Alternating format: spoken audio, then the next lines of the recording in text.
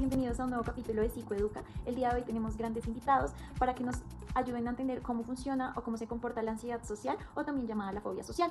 Esta se caracteriza por ser un miedo intenso, persistente y excesivo de una respuesta o más respuestas a situaciones sociales o actuaciones delante de otros. La mayoría es ante personas desconocidas. Este es un miedo a ser humillado, a cometer actos, digamos, vergonzosos, y pues estas personas también evitan las situaciones sociales, y si no, pues las soportan pero con una ansiedad y malestar muy intenso. En la ansiedad social se puede distinguir varios niveles o sistemas de respuesta. Entre ellos están el somático, el autónomo, el cognitivo y el conductual. Como niveles de respuesta están las situaciones temidas, que puede ser la intervención en público, como actuar, hablar; la interacción informal, que puede ser iniciar, mantener o finalizar una conversación; la interacción asertiva, que sería comunicar mis ideas de una forma asertiva mediante la comunicación; y también el ser observado, a comer, a beber. También es un poco común la ansiedad anticipatoria, días antes o semanas antes a afrontar la situación social o la actuación en público temida. La ansiedad social generalmente comienza en la adolescencia en una edad promedio de los 13 años, aunque en el 75% de los casos se puede manifestar entre los 8 y 15 años. Se preguntarán cuáles son los síntomas que conlleva la ansiedad social.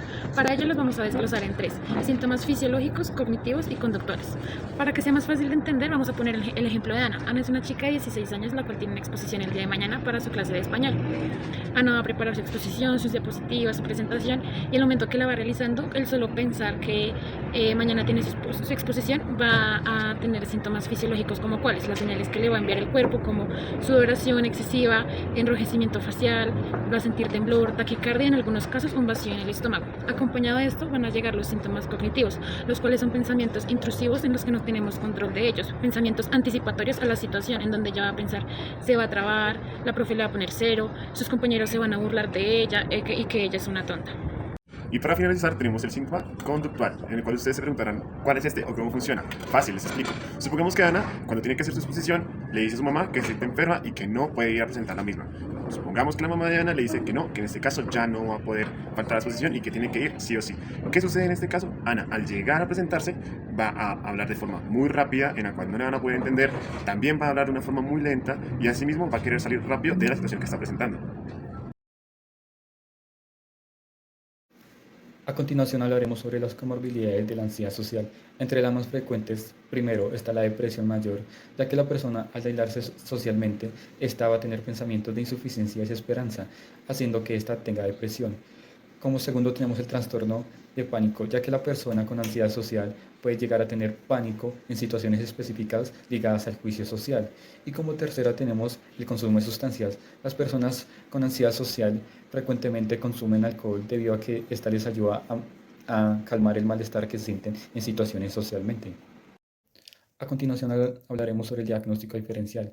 Para empezar tenemos el espectro autista, ya que este es porque el individuo no puede interpretar de manera correcta las normas sociales y no es por el miedo a ser juzgado. Como segundo tenemos la ansiedad generalizada, porque en este caso la ansiedad es por diferentes razones, más no por interacción social o juicio. Y como tercero tenemos la depresión, ya que el foco es el estado bajo de ánimo y no el miedo a ser juzgado por otras personas. Para hablar sobre adquisición empezaremos con lo que son los factores biológicos. Primero que todo tenemos lo que es la genética. En esta podemos ver lo que es hiperactivación de la amígdala y la disfunción de algunos neurotransmisores como la de dopamina, la serotonina y GABA. El temperamento, como la inhibición conductual, es un rasgo de personalidad que implica timidez en la infancia y se puede asociar con un mayor riesgo para desarrollar ansiedad social. Por consiguiente, tenemos lo que son factores psicológicos, lo que es el condicionamiento clásico, como experiencias negativas en situaciones sociales, ser ridiculizado en público puede ser una de estas, y condicionamiento operante, como evitar situaciones sociales para reducir la ansiedad a corto plazo y que esta refuerce la conducta para evitarla a largo plazo.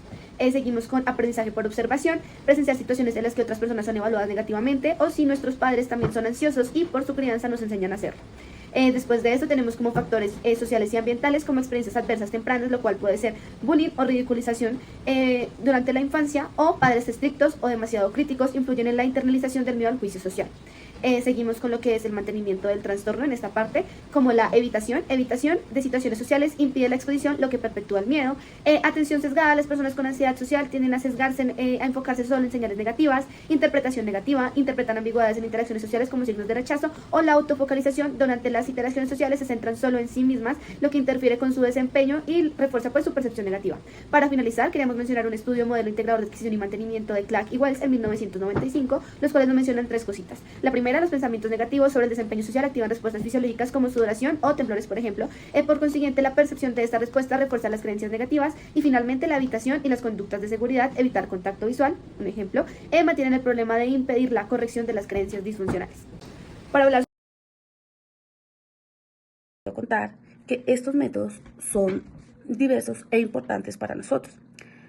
Contamos con métodos como la entrevista, podemos contar observaciones directas, métodos de observación directa, métodos de pruebas estandarizadas, ya sea pruebas cognitivas, académicas o socioemocionales, cuestionarios y escalas aplicados ya sea a los maestros o a sus cuidadores o padres, y el análisis de diferentes documentos para como reportes escolares, informes médicos o registros previos de intervenciones, juegos y actividades terapéuticas, análisis del contexto del paciente, entre otros métodos a los que contamos nosotros para llegar a esta información.